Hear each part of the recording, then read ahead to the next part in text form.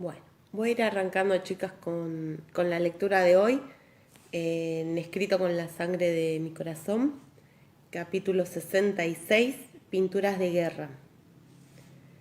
Nessun dorma, que nadie duerma. Era una canción, o un aria, como la habían llamado Briana, de una ópera que ella conocía. Había interpretado un papel de esa ópera en la universidad, vestida con una bata china. Ian sonrió al pensar en su prima, más alta que la mayoría de los hombres, paseándose por un escenario y arrastrando su bata de seda. Ojalá hubiera podido verlo. Pensó en ella nada más abrir la bolsita de piel de ciervo en la que guardaba sus pinturas. Brie era pintora, y muy buena, por cierto. Producía sus propios pigmentos. Le había preparado a él el ocre rojo y la pintura blanca y negra, hecha con carbón y arcilla seca. Y también le había preparado un verde intenso, hecho con polvo de malaquita, y un tono amarillo brillante elaborado con la vesícula del búfalo al que ella y su madre habían matado. Ningún otro hombre tenía pinturas de guerra de tonos tan intensos, y, por un momento, Ian deseó que Come Tortugas y algunos otros de los miembros de su clan mohicano estuvieran allí para admirar aquellos colores.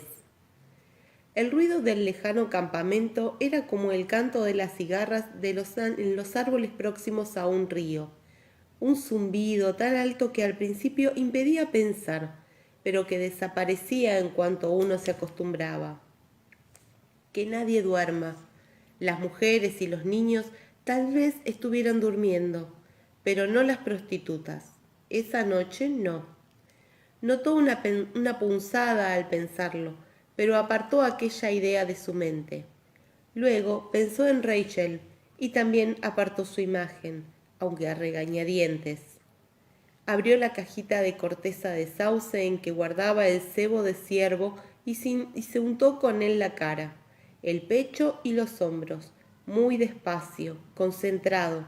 Por lo general, hablaba con los espíritus de la tierra mientras se pintaba, y luego con sus santos particulares, Michael y Brian, pero no veía a Michael ni a Brian. Brianna aún estaba con él, aunque débilmente. Sin embargo, sentía con fuerza la presencia de su padre, lo cual le resultaba desconcertante. No le parecía respetuoso ignorar a su propio padre, de modo que dejó de hacer lo que estaba haciendo y cerró los ojos, para ver si su padre tenía algo que decirle. Espero que no vengas a decirme que voy a morir, dijo en voz alta, porque no pienso morirme al menos hasta que haya yacido con Rachel. Bueno, un objetivo muy noble, desde luego. La voz cortante era de su tío Jamie. Ian abrió los ojos de golpe y vio a su tío de pie entre las frondosas ramas de un sauce de río. Solo llevaba una camisa. Por ahí sin uniforme. Tío, Jamie, dijo, aunque el corazón le había dado un vuelco en el pecho, como si fuera un ratón ciervo. Al general Washington no le va a gustar nada. Washington era muy estricto en cuestiones de uniforme. Decía que los oficiales debían vestir correctamente en todo momento y también que nadie consideraría a los continentales un auténtico ejército si se presentaban en el campo de batalla con el aspecto y la actitud de una chusma armada. Perdona que te haya interrumpido, Ian, dijo el tío Jamie, al tiempo que se apartaba del sauce. La luna ya casi había desaparecido, y su tío se asemejaba a un fantasma, con las piernas desnudas bajo la camisa que parecía flotar. ¿Con quién estabas hablando? Ah, con mi padre. Estaba, bueno, dentro de mi mente, ¿sabes?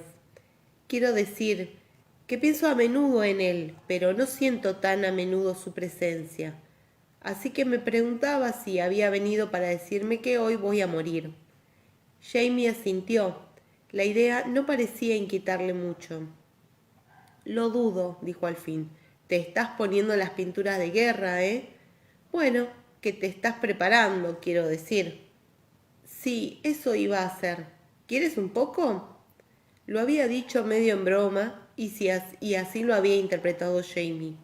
Me encantaría, Ian, pero creo que el general Washington me colgaría de los pulgares y me azotaría si me presentara ante él con mis tropas perfectamente formadas y yo con pinturas de guerra. Ian sonrió con ironía e introdujo 2 dedos en el platito de ocre rojo, para después extendérselo por el pecho. Bueno, ¿y tú qué haces aquí en camisa? Lavarme, respondió Jamie, en un tono con el que pretendía dar a entender que aquello no era todo, y hablar con mis propios muertos. Ajá, ¿alguno en particular? Mi tío Dougal y Mortag, el que fue mi padrino, son las 2 personas a las que más me gustaría tener a mi lado durante la batalla. Jamie se movió incómodo. Si puedo, siempre busco un momento para estar a solas antes de una batalla, para lavarme, ¿sabes? Y rezar un poco, y también para preguntarle si me acompañarán cuando me vaya. A Ian le pareció interesante. No había conocido a ninguno de aquellos 2 hombres, pues los 2 habían muerto en Culloden, pero sí había oído contar historias. Buenos luchadores, dijo. ¿Se lo has pedido también a mi padre? Que te acompañe, quiero decir, tal vez haya venido por eso. Jamie se volvió bruscamente hacia Ian, sorprendido. Luego se relajó y movió la cabeza de un lado a otro. Nunca tuve que pedirle nada a Ian Moore, dijo en voz baja. Siempre estaba conmigo, añadió mientras señalaba vagamente la oscuridad a su derecha. A Ian le empezaron a escocer los ojos y se le hizo un nudo en la garganta, pero estaba oscuro, daba igual. Carraspeó y le tendió a Jamie uno de los platillos. ¿Te importaría ayudarme, tío Jamie? ¿Cómo? Oh, desde luego, ¿qué necesitas? Rojo en la frente. Bueno, eso puedo hacerlo yo. Y luego negro desde los puntitos hasta la barbilla, añadió, mientras acercaba un dedo a la línea de puntos tatuados que le trazaba una curva bajo los pómulos. El negro es para la fuerza, ¿sabes? Anuncia que eres un guerrero y el amarillo indica que no tienes miedo a morir. Ah, bien. ¿Y hoy necesitas el amarillo? No, dijo en un tono que escondía una sonrisa. Su tío se echó a reír. Ajá, exclamó Jamie, mientras le daba toquecitos con la brocha de pata de conejo. A continuación, extendió bien la pintura con el pulgar. Ian cerró los ojos y tuvo la sensación de que la fuerza le llegaba a través de aquel roce. ¿Sueles hacerlo tú solo, Ian? Parece difícil, a menos que tengas un espejo. Casi siempre. A veces lo hacemos juntos y algún hermano del clan me pinta. Si es algo muy importante, no sé, si es un ataque numeroso o vamos a declararle la guerra a alguien, entonces el hechicero nos pinta y canta. Ahora no me digas que quieres que te cante, Ian, murmuró su tío. Bueno, puedo intentarlo, pero no hace falta, gracias. Negro para la parte inferior de la cara, rojo en la frente y una franja de verde malaquita siguiendo la línea de los tatuajes de oreja a oreja y por encima del puente de la nariz. Ian echó un vistazo a los platillos de pigmentos. El blanco destacaba y lo señaló. ¿Podrías dibujarme una flecha, tío? En la frente. Desplazó un dedo de izquierda a derecha para indicarle dónde la quería. Claro que puedo. Jamie tenía la cabeza inclinada sobre los platillos de pintura y las manos suspendidas en el aire. Pero ¿no me dijiste una vez que el blanco simboliza la paz? Sí, cuando uno va a parlamentar o a negociar se pone mucho blanco, pero el blanco también significa luto, así que si quisieras vengar a alguien, probablemente también te pintarías de ese color. Jamie levantó de golpe la cabeza al escuchar esas últimas palabras. No es por venganza, dijo Ian, es por flecha voladora, el hombre muerto cuyo lugar ocupé cuando me adoptaron. Lo dijo como quien no quiere la cosa, pero se dio cuenta de que su tío se ponía tenso y bajaba la mirada. Ninguno de los dos olvidaría jamás el día de la despedida, cuando Ian había acudido a reunirse con los Haugen-Quehaka y los dos habían creído que era para siempre. Se inclinó hacia adelante y apoyó una mano sobre el brazo de Jamie. Aquel día me dijiste Kuimnich, tío Jamie, y lo hice, recuerda. Y yo también, Ian, dijo Jamie en voz baja. Le dibujó una flecha en la frente a Ian, como si fuera un sacerdote, trazándole el signo de la cruz en un miércoles de ceniza. Como todos, ¿no es así? Ian se tocó con cuidado la franja verde para asegurarse de que estaba seca. Sí, eso creo. ¿Sabes que las pinturas me las fabricó Brianna? Estaba pensando en ella, pero luego se me ha ocurrido que, si pensaba en ella, a lo mejor me la llevaba conmigo a la batalla. Notó en la piel el aliento de Jamie cuando éste resopló y luego se reclinó hacia atrás. Uno siempre se lleva a las mujeres a la batalla y a no. Son la base de tu fuerza, ¿sabes? ¿Ah, sí? Le pareció que tenía sentido y también lo alivió.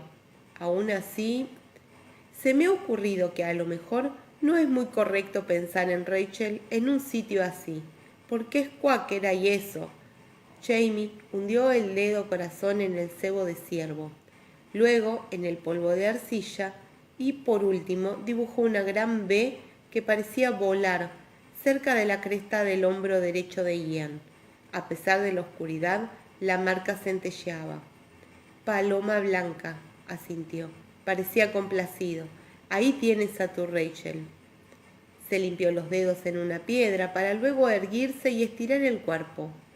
Ian lo vio volverse y mirar hacia el este. Aún era de noche, pero el aire había cambiado en los pocos minutos que llevaban allí sentados. La figura alta de su tío se recortaba contra el cielo, mientras que poco antes parecía fundirse en la noche. Una hora, no más, dijo Jamie. Come algo, ¿de acuerdo? Y tras esas palabras, dio media vuelta y se alejó hacia el arroyo y las plegarias que había dejado a medias. Capítulo 67. En busca de cosas que no están ahí. William deseó poder dejar de buscar las cosas que no estaban allí. Por lo menos una docena de veces ese día, o más, había intentado coger la daga que tendría que haber llevado había intentado coger la daga que tendría que haber llevado al cinto. En una o dos ocasiones había buscado las pistolas. Impotente, se dio una palmada en la cadera. Echaba de menos su espada, el peso discreto pero sólido de su bolsa de balas, el balanceo de su caja de cartuchos. En ese momento estaba desnudo en su camastro, sudando, con la mano extendida sobre el pecho, donde la había apoyado de forma involuntaria en busca del rosario de madera. El rosario que, de haberlo tenido aún, tampoco le habría ofrecido el consuelo que le habría proporcionado durante tantos años. El rosario que, de haberlo tenido aún, se lo habría arrancado del cuello y lo habría arrojado a la hoguera más cercana. Y eso era, muy probablemente, lo que el bastardo de Jane Fraser había hecho con él después de que William se lo arrojara a la cara. Pero, al fin y al cabo, Fraser no era el bastardo. «Es Chase», murmuró, y se dio la vuelta hecho una furia. 1 metro más allá, Evans se movió y se tiró un pedo mientras dormía. Fue un sonido inesperado y amortiguado, como el de un cañón lejano. Al otro lado, Mervyn siguió roncando. Mañana. Se había acostado tarde tras un día agotador y tenía que levantarse al cabo de 1 hora, más o menos, pero seguía completamente despierto, con los ojos tan acostumbrados a la oscuridad que hasta veía el claro techo de lona de la tienda como una mancha borrosa. Ni hablar de dormir, lo sabía, aunque no entrara en acción, y no entraría, la proximidad de la batalla lo ponía tan nervioso que le habría gustado saltar de la cama y espada en mano salir de inmediato en busca del enemigo. Les hago una pregunta, ¿se me escucha? Porque nunca les pregunté eso. Alguna que me diga que sí y sigo.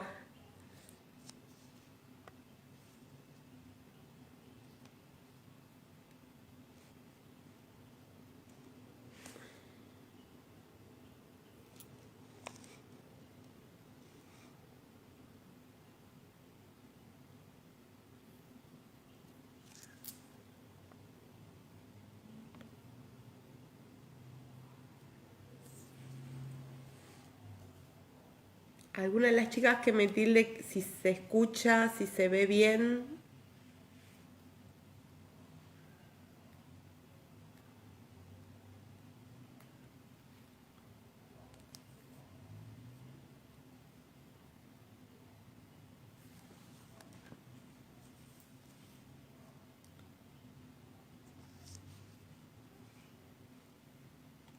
Bueno, voy siguiendo entonces.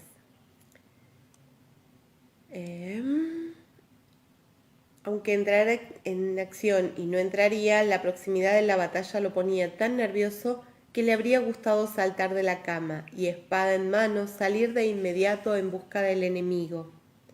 Tendría lugar una batalla, tal vez no muy importante, pero los rebeldes les pisaban los talones y al día siguiente, ese mismo día en realidad, acabarían por encontrarse. Tal vez esa batalla sirviera para echar por tierra las ambiciones de Washington, aunque Sir Henry insistía en que no era ese su objetivo. Sir Henry quería conducir a su ejército y a todos aquellos que se hallaran bajo su protección hasta Nueva York, y eso era lo único que importaba, aunque si sus oficiales elegían demostrar además su superioridad militar, él no tenía nada que objetar. William había permanecido firme detrás de la silla de Sir Henry durante la cena, con la espalda pegada a la pared de lona de la tienda, escuchando atentamente mientras se trazaban los planes. De hecho, había tenido el honor de llevar las órdenes escritas a von Kniphausen, cuyas tropas debían dirigirse a Middletown, mientras la brigada de Clinton formaba en la retaguardia para enfrentarse a los rebeldes, en tanto que Lord Cornwallis escoltaba el tren de carretas hasta un lugar seguro, y por eso se había acostado tan tarde. Bostezó de repente, para sorpresa suya, y luego se dejó caer, parpadeando. Tal vez consiguiera dormir un poco, al fin y al cabo. Pensar en cenas, órdenes y cuestiones mundanas como el color de la camisa de dormir que llevaba von Kniphausen era de seda rosa, con minúsculos pensamientos de color violeta bordados en el cuello, y no en la inminente batalla le había servido, por sorprendente que pareciera, para tranquilizarse, distraerse. Eso era lo que necesitaba. Valía la pena intentarlo, supuso.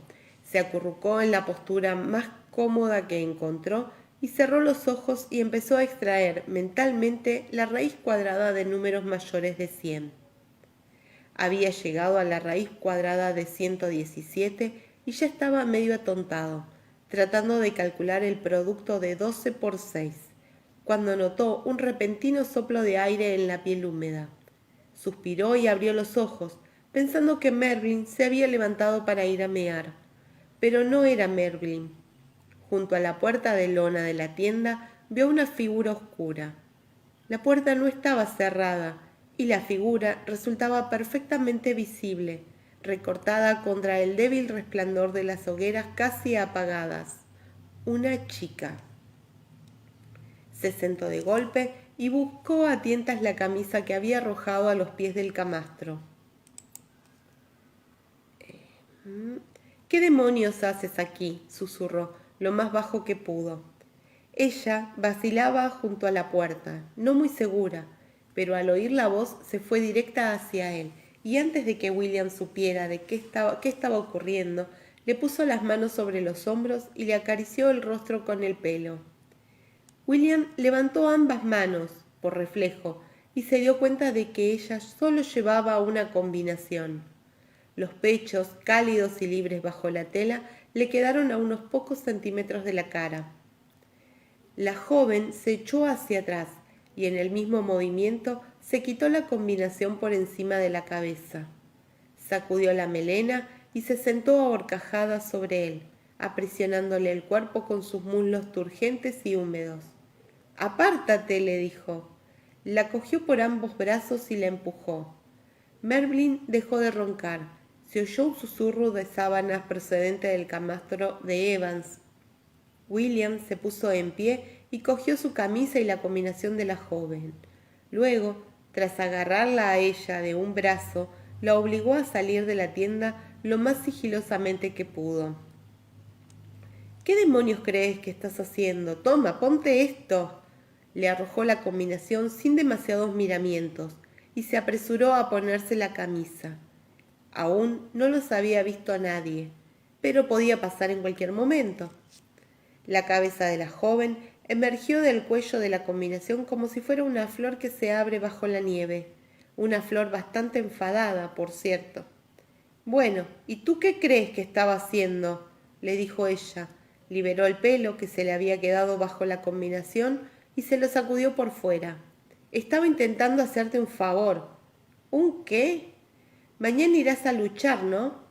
Había la suficiente luz como para que William pudiera ver el brillo en sus ojos cuando ella lo miró. Los soldados siempre quieren follar antes de ir a una batalla. Lo necesitan.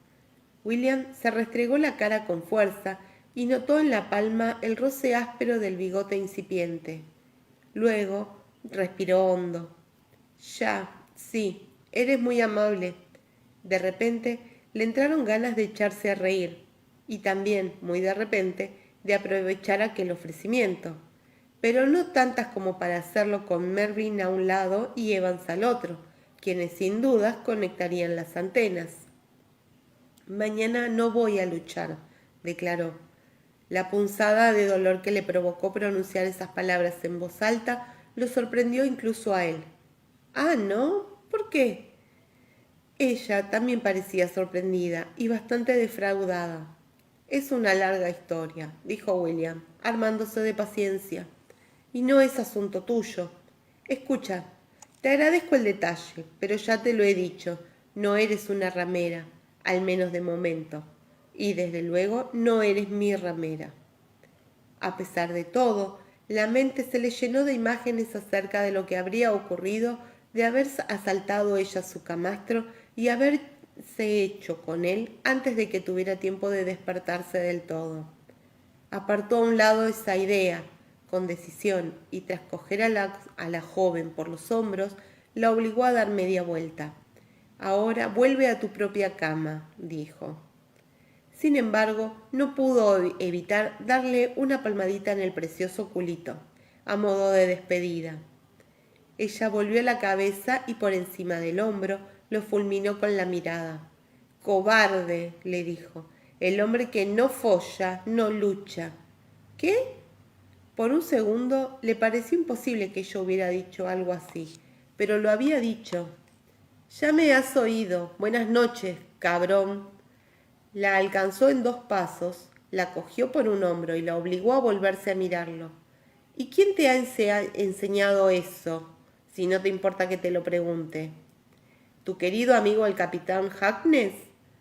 William no estaba enfadado de verdad, pero la sorpresa de su inesperada aparición aún le hervía en la sangre y estaba molesto. «O sea, que te he salvado de un sodomita solo para que te atrevas a echarme en cara mis circunstancias». Ella echó hacia atrás la barbilla y respiró hondo, aunque no parecía especialmente angustiada. «¿Qué circunstancias?», le preguntó. «Ya te lo conté, mierda. ¿Sabes qué es el ejército de la Convención?». «No». «Bueno, pues esa es la larga historia y no pienso contártela aquí, en mitad del campamento y vestido solo con una camisa. O sea que, lárgate y vete a cuidar de tu hermana y de los muchachos. Ese es tu trabajo. Yo sé ocuparme de mí mismo». La joven expulsó bruscamente el aire, con un sonoro buf. «De eso no me cabe duda. dijo ella, en un tono de lo más sarcástico y mientras lanzaba una mirada rápida a la polla de William, que en ese momento asomaba de la forma más absurda bajo su camisa, como si quisiera hacer constar sus urgentes necesidades. «Chase», volvió a decir. La estrechó en sus brazos con tanta fuerza que sus cuerpos quedaron pegados y la besó. La joven se debatió, pero al cabo de unos instantes, William se dio cuenta de que aquella lucha no tenía por objeto zafarse de él, sino provocarlo aún más. La sujetó con más fuerza hasta que ella paró y luego siguió besándola durante un rato. Finalmente la soltó, jadeando y empapado en sudor. El aire le pareció alquitrán caliente. Ella también jadeaba. Podría haberla poseído. Lo deseaba. Podría haberla puesto en 4 patas sobre la hierba junto a la tienda, levantarle la combinación y tomarla por detrás. No habría tardado más de unos segundos. «No», dijo, mientras se secaba la boca con el dorso de la mano. «No», repitió esta vez con más firmeza. La deseaba con todas las fibras de su cuerpo, y de haber tenido 16 años, todo habría acabado ya hacía un rato. Pero no tenía 16 años, y sí el suficiente autocontrol como para obligarla de nuevo a volverse. La sujetó por el pescuezo y el trasero, para impedirle que se diera la vuelta otra vez, y la inmovilizó. «Cuando lleguemos a Nueva York», susurró, inclinándose un poco para hablarle al oído, «me lo volveré a pensar». Ella se puso tensa. El trasero se le endureció bajo la mano de William, pero no se apartó ni trató de morderlo, cosa que él esperaba a medias. «¿Por qué?», dijo ella en voz serena. «Es otra larga historia», explicó. «Buenas noches, Jane». Y tras soltarla, se alejó en la oscuridad. Cerca de allí empezaron a oírse los tambores del toque de Diana. Cuarta parte, día de batalla. Capítulo 68. Salir en la oscuridad. Ian había estado reconociendo brevemente la zona el día anterior, explorándola. Y menos mal, dijo entre dientes, no había luna y debía ir con cuidado para no salirse del camino. No iba a poner en peligro las patas de su caballo en aquel accidentado terreno antes de que fuera necesario, y para entonces confiaba en que Nuestra Señora hubiese iluminado el cielo. Aún así, agradecía la oscuridad y la soledad. No era que reinara el silencio. El bosque cobraba vida de noche, y eran muchas las cosas que salían a esa extraña hora del amanecer en que empezaba a hacerse la luz. Pero ni los ruidos de las liebres, ni los campañoles, ni la somnolienta llamada de las aves que despertaban requerían su atención o se la prestaban. Había terminado de rezar sus oraciones después de que el tío Jamie lo dejara, y había partido solo, en silencio, y aún perduraba en él la paz de los preparativos. Cuando vivía con los mohicanos, en particular cuando las cosas se torcieron con Emily, solía pasar días y días lejos de la casa comunal, cazando a solas con Rollo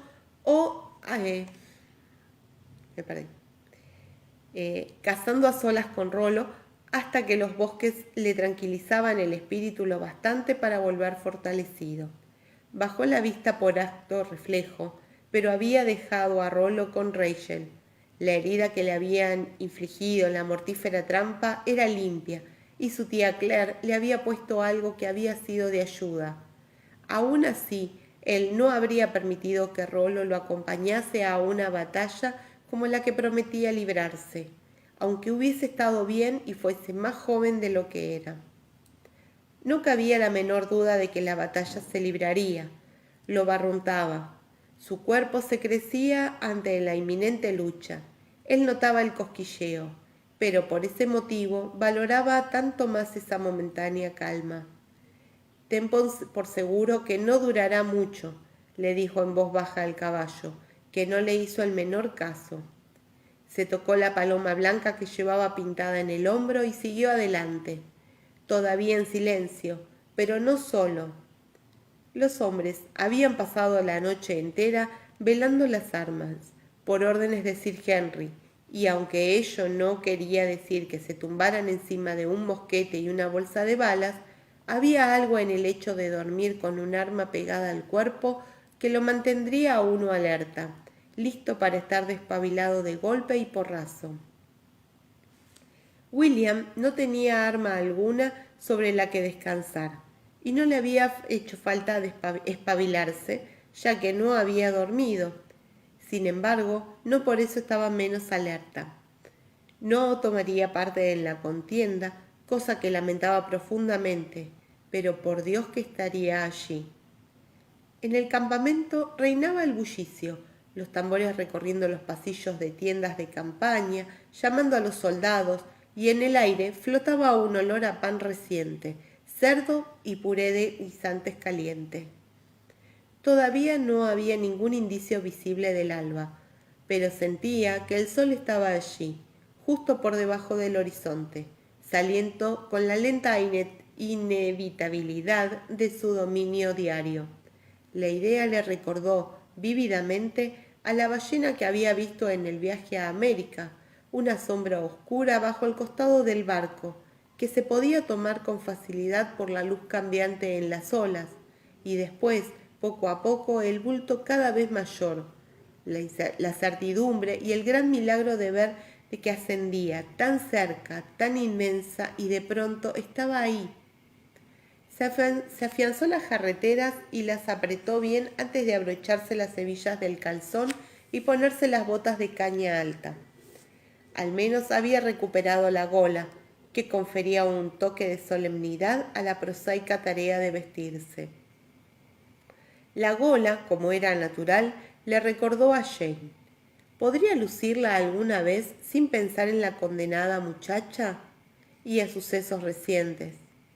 En su momento, lamentó no haber aceptado el ofrecimiento de la joven y aún lo lamentaba. Todavía recordaba su olor, almizclado y leve, como hundir la cara en una piel peluda de animal. Su comentario también le seguía doliendo y resopló al tiempo que se ponía la casaca. Quizá se lo volviera a pensar antes de que llegara a Nueva York. Tan fútiles pensamientos se vieron interrumpidos con la aparición de otros de los ayudas de campo de Sir Henry, el capitán Crosby, que asomó la cabeza por la abertura de la tienda de campaña a todas luces como un manojo de nervios. «Con que estás aquí, Ellesmere. Esperaba encontrarte. Aquí». Le lanzó un papel a William y se marchó. William volvió a resoplar y cogió la nota del suelo. Evans y Mervyn se habían ido, pues tenían tropas que inspeccionar y dirigir. Los envidiaba amargamente. La nota era del general Sir Henry Clinton y fue como si le asestaran un golpe en el estómago. En vista de su peculiar situación, creo que será mejor que hoy se quede con el personal de intendencia. Stercus, exclamó, pues el alemán no le bastaba para expresar sus sentimientos. Excrementum obsaecum, obsaenum, filius mulieris prostabilis. Sentía el pecho oprimido, la sangre se le agolpaba en las orejas y tenía ganas de darle un puñetazo a algo. De nada serviría suplicar a Sir Henry, eso lo tenía claro, pero pasar el día básicamente dando taconazos en la tienda de intendencia, porque ¿qué iba a hacer si no se le permitía llevar despachos o tan siquiera desempeñar la humilde pero necesaria labor de acompañar a los seguidores del campamento y a los legitimistas? ¿Acaso tendría que servirles la cena a los de intendencia o sostener una tea en cada mano cuando oscureciera, como si fuera un puñetero candelabro?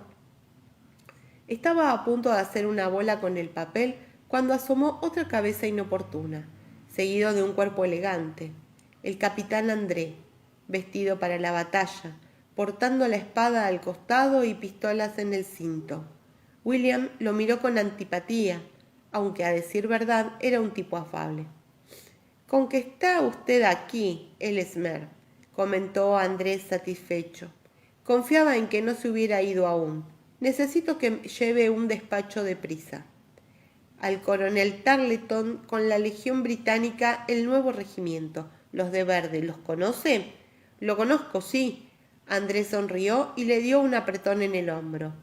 Acto seguido salió, entusiasmado con la promesa de la inminente acción. William respiró hondo, dobló con cuidado la nota de Sir Henry, dejándola tal y como estaba en un principio, y la puso en el catre. ¿Quién podía decir que no había visto primero a André y, debido a la urgencia de su petición, había partido de inmediato sin leer la nota de Sir Henry? En cualquier caso, dudaba que lo fuesen a echar en falta. Capítulo 69. Las primeras horas. Tal vez fuesen las 4 de la mañana, o las primeras horas, como solía decir el ejército británico de mi época. Volvía a tener esa sensación de desconcierto temporal, recuerdos de otra guerra instalándose como una niebla repentina entre mi trabajo y yo, para desvanecerse después en un instante, dejando el presente nítido y claro como una Kodachrome.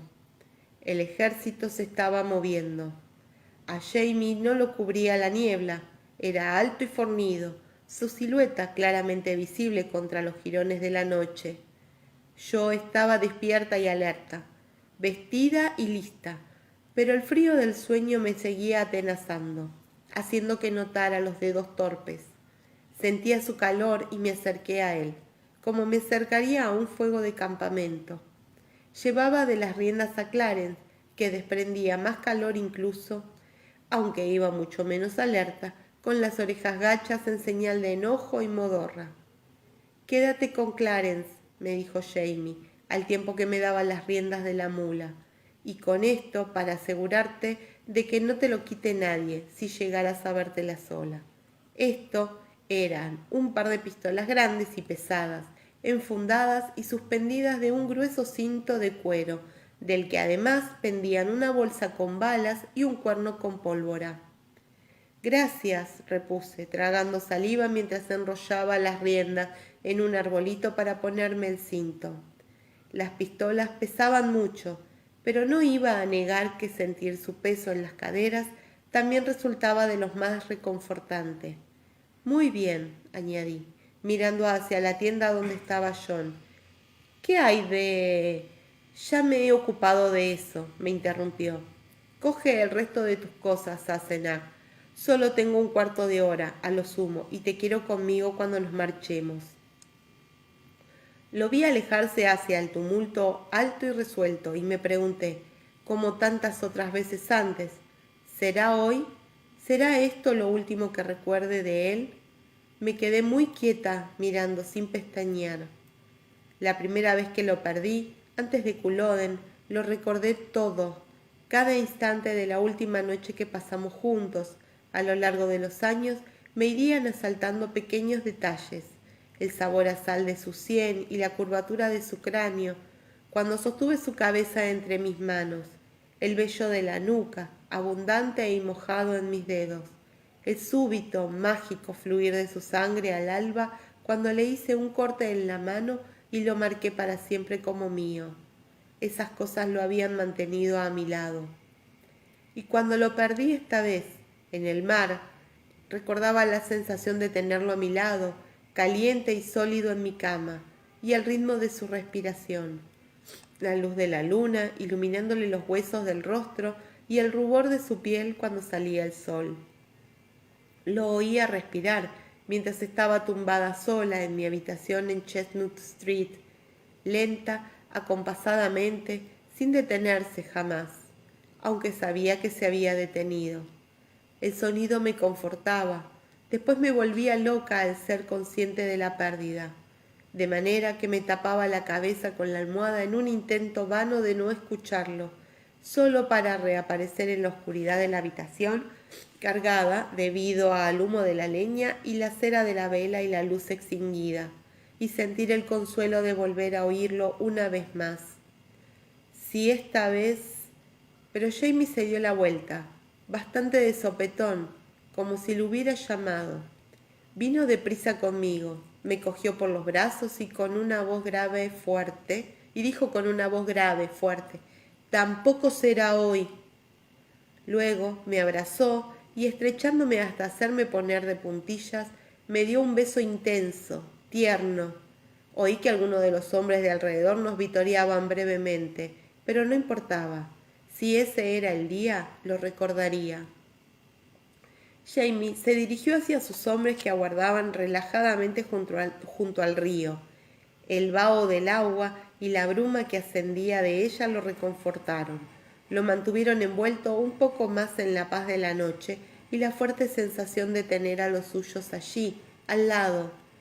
Le había dicho a Ian Moore que se quedara con Ian Ogg, como debía, pero tenía la extraña sensación de que aún había 3 hombres con él. Necesitaría la fuerza de sus muertos. 300 hombres y solo los conocía de unos días. Antes, siempre que llevaba hombres a la batalla, se trataba de hombres de su misma sangre, de su clan, hombres que lo conocían, que confiaban en él, igual que él los conocía y confiaba en ellos. Esos hombres eran unos desconocidos para él, y sin embargo sus vidas se hallaban en sus manos. No le preocupaba su falta de instrucción, eran rudos e indisciplinados, una auténtica chusma en comparación con los soldados continentales, que habían estado ejercitándose todo el invierno al mando de von Steuben.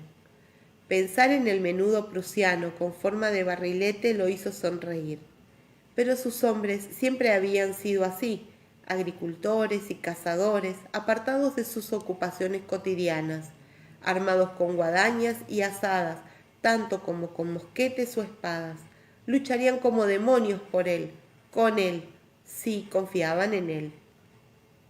«¿Cómo va eso, reverendo?», preguntó en voz queda al religioso, que acababa de bendecir a su grupo de voluntarios y estaba encorvado entre ellos con su vestimenta negra y los brazos aún medio extendidos, como un espantapájaros protegiendo su campo neblinoso al amanecer. El rostro del hombre, siempre de aspecto un tanto grave, se alegró al verlo, y él se dio cuenta de que el cielo había empezado a clarear. «Todo bien, señor», respondió Wordsworth con voz bronca. «Estamos listos». Gracias a Dios no mencionó a Bertram Armstrong. «Bien», dijo Jamie, sonriendo a unos y otros y viendo que los rasgos de todos ellos se iluminaban a medida que el alba los iba tocando. «Señor Whelan, señor Maddox, señor Hebden, confío en que se encuentren bien esta mañana». «Así es», musitaron tímidamente, complacidos al comprobar que conocía sus nombres. Desearía sabérselos todos, pero lo había hecho lo mejor que había podido, quedándose con el nombre y la cara de un puñado de hombres de cada compañía. Tal vez le diera la impresión de que conocía el nombre de todos, y cada uno de ellos. Confiaba en que así fuese, pues era preciso que supieran que se preocupaba por ellos. «Listo, señor», lo dijeron el capitán Craddock, uno de sus 3 capitanes, tieso y cohibido, dada la importancia de la ocasión, y Judah Bixby y Levis Orden, 2 de los tenientes de Jamie, tras él. Bixby no tenía más de 20 años, Orden quizá fuese un año mayor. Apenas podían reprimir su entusiasmo, y él le sonrió, mientras sentía la dicha de su joven hombría resonando en su propia sangre. Reparó en que entre la milicia había algunos hombres muy jóvenes, un par de críos, altos y delgados como plantas de maíz. ¿Quiénes eran? Ah, sí, los hijos de Craddock. Ahora se acordaba. Su madre había muerto hacía tan solo un mes, de modo que se habían unido a la milicia con su padre. «Dios mío, permite que los devuelva sanos y salvos», rezó. Y notó literalmente que una mano descansaba un instante en su hombro, y supo quién era el tercer hombre que caminaba a su lado. «Da», pensó, y pestañeó, alzando el rostro para que los demás creyeran que las lágrimas que tenía en los ojos se debían a la claridad de la creciente luz. Até a Clarence a una piqueta y volví a entrar a la tienda, menos preocupada, aunque todavía nerviosa. Lo que quiera que fuese a pasar pasaría deprisa, y probablemente con poco tiempo de aviso. Fergus y Germain habían ido en busca de algo para desayunar. Esperaba que apareciesen antes de que tuviera que irme yo, porque cuando llegase el momento tendría que irme, aunque no me hiciera ninguna gracia la idea de abandonar a ningún paciente. Este paciente concreto estaba tendido de espaldas bajo la lámpara de aceite, con el ojo bueno medio cerrado, cantando para sí en alemán. Dejó de cantar cuando entré yo y la dio la cabeza para ver quién era, sorprendiéndose al ver mi armamento. ¿Esperamos una invasión y captura inminentes?, preguntó, incorporándose. Túmbate. No, es Jamie que está siendo previsor. Toqué una de las pistolas con cautela. No sé si están cargadas. Lo están, sin duda.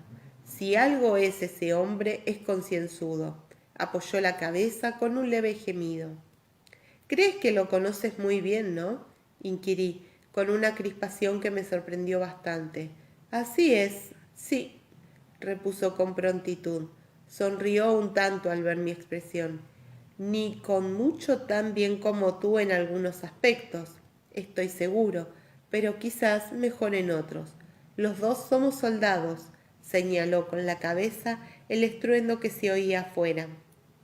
Si tan bien lo conoces, respondí molesta, tendrías que habértelo pensado 2 veces antes de decirle lo que quiera que le dijeras. Ya. La sonrisa se fumó y miró hacia arriba, a la lona, con aire contemplativo. Lo hice, me lo pensé 2 veces, pero lo dije de todas formas. Ya, contesté, y me senté junto al montón de sacos y pertrechos que había llegado hasta allí. Gran parte tendría que quedarse. Yo podría llevarme bastantes cosas en los fardos y las alforjas de Clarence, pero no todo. El ejército había recibido la orden de dejar casi todo lo que llevaba, salvo armas y cantimploras, al fin de ganar en velocidad. ¿Te contó lo que fue?, preguntó John, poco después, con afectada naturalidad. ¿Lo que dijiste? No, pero no me costaría mucho adivinarlo. Apreté los labios y en lugar de mirarlo comencé a poner en fila frascos sobre un arcón. El tabernero me había dado sal, no de buena gana, y yo había preparado un par de botellas de tosca solución salina. Y luego estaba el alcohol. Cogí la vela y empecé a dejar caer cera con cuidado sobre los corchos. No fuera a hacer que se salieran y los frascos se vaciaran por el camino. No quería seguir indagando más en la historia del ojo de John. Otras consideraciones aparte. Cualquier discusión podría acercarse a la prisión de Wentworth, demasiado para mi tranquilidad. Por muy amigo suyo que Jamie considerara a John durante los últimos años, estaba segura de que no le había hablado de Jack Randall, el negro, y de lo que había sucedido en Wentworth. Se lo había contado a su cuñado Ian hacía muchos años, y, por tanto, Jenny también debía de saberlo, aunque yo dudaba que se lo hubiese comentado a Jamie, pero a nadie más. Tal vez John pensara que Jamie lo había agredido tan solo porque le había asqueado algo abiertamente sexual de su persona, o porque estaba celoso por mí. Quizás no fuese muy justo dejar que pensara eso, pero la justicia no venía al caso. Con todo, lamentaba el conflicto que se había suscitado entre ellos. Al margen de lo violenta que me resultara en un plano personal la situación actual, sabía lo mucho que significaba la amistad de John para Jamie y viceversa. Y si bien sentía un profundo alivio por no seguir casada con John, le tenía afecto. Y aunque el ruido y el movimiento de alrededor me instaran a olvidar todo, y aunque a olvidar todo cuando no fuese la premura de la partida, no podía olvidar que tal vez esa fuera la última vez que viera a John. Lancé un suspiro y empecé a envolver los frascos cerrados en toallas. Debía añadir todo lo que pudiera de mis pertenencias de Kinsegin, pero No te apures, querida, dijo John con suavidad. Sabes que todo saldrá bien, siempre y cuando vivamos todos lo bastante. Lo miré fijamente y señalé con la cabeza la entrada de la tienda, donde el estrépito y el estruendo de un campamento militar a punto de moverse iban en aumento. Bueno, es probable que tú sobrevivas, repliqué. Al menos no le digas a Jamie lo que no debes antes de marcharnos, y esta vez te parta la crisma. Miró de reojo, lo menos posible, hacia el blanquecino rayo de luz polvorienta y torció el gesto. Nunca has tenido que hacerlo, ¿no? Inquirí al verle la cara. Sentarte a esperar mientras se libra una batalla, preguntándote si alguien a quien quieres volverá. No, con respecto a nadie que no fuera yo mismo. No, repuso, pero vi que el comentario había dado en el blanco. No se lo había planteado, y la idea no le hacía ninguna gracia. Bienvenido al club, pensé con sarcasmo. ¿Crees que darán alcance a Clinton? Pregunté tras un instante de silencio. Él se encogió de hombros, casi de mal humor. ¿Cómo voy a saberlo? No tengo ni la más remota idea de dónde se encuentran las tropas de Clinton. A decir verdad, no tengo idea de dónde está Washington o de dónde estamos nosotros. El general Washington debería estar unos 30 metros por aquí. Por ahí, dije, mientras cogía un cesto de vendas e hilas y señalaba hacia donde había visto por última vez al comandante. Y me sorprendería que el general Clinton estuviese mucho más lejos. Ah, ¿y eso por qué, señora mía? Quiso saber ahora con cierta sorna. Porque hace una hora se ha recibido la orden de zafarse de todos los pertrechos que no fuesen necesarios, aunque ahora que lo pienso, no sé si en realidad ha dicho zafarse. Puede que esa palabra no se utilice mucho hoy en día. Por eso estábamos pasando revista a los hombres cuando te hemos encontrado, para dejar atrás a todo el que no sea capaz de resistir una marcha forzada, larga, con escasos víveres, si llegaba a ser necesario. Al parecer lo es. Pero sabes lo que está pasando, añadí mientras lo observaba. Lo oigo, seguro que tú también. Cualquiera que tuviese oído u ojos notaría la agitación y el nerviosismo que reinaban en el campamento. Vería los preparativos apresurados que se estaban haciendo, las trifulcas y las sartas de improperios cuando los hombres se estorbaban, los berridos de los oficiales a los que faltaba poco para una violencia ciega y desquiciada, los rebuznos de las mulas. Confiaba en que nadie robara a Clarence antes de que volviera a su lado. John asintió, en silencio. Vi que le daba vueltas a la situación, además de a las implicaciones obvias. Sí, ciertamente zafarse es una palabra de uso común, repuso con aire ausente, aunque se oye más con referencia a la carga de un barco. Sin embargo, dio un leve respingo al caer en las demás implicaciones de lo que yo había dicho y me miró fijamente con el ojo que no tenía tapado. No hagas eso, pedí con afabilidad. Te harás daño en el otro, y lo que yo sea o deje de ser ahora mismo no importa, ¿no es cierto? No, musitó, y cerró el ojo un instante, y después lo abrió y miró hacia arriba, a la lona.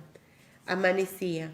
La lona amarillenta empezaba a iluminarse, y en el aire había polvo en suspensión y un denso olor a sudor seco.